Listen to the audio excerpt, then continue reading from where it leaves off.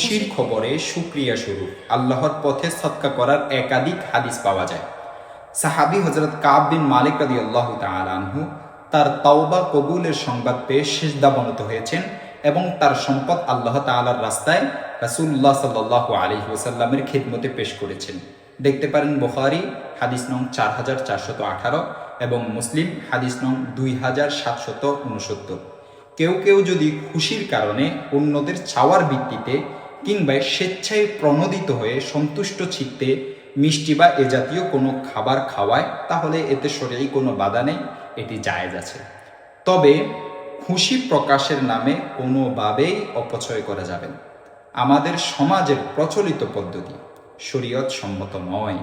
এখানে বিষয়টা অনেকাংশই জবরদস্তিমূলক এবং প্রথাগত। এর ফলে যিনি সামর্থ্যবান নন তার জন্য বিষয়টি বোঝা হয়ে দাঁড়ায়। এটা কিছুতেই কাম্য নয়।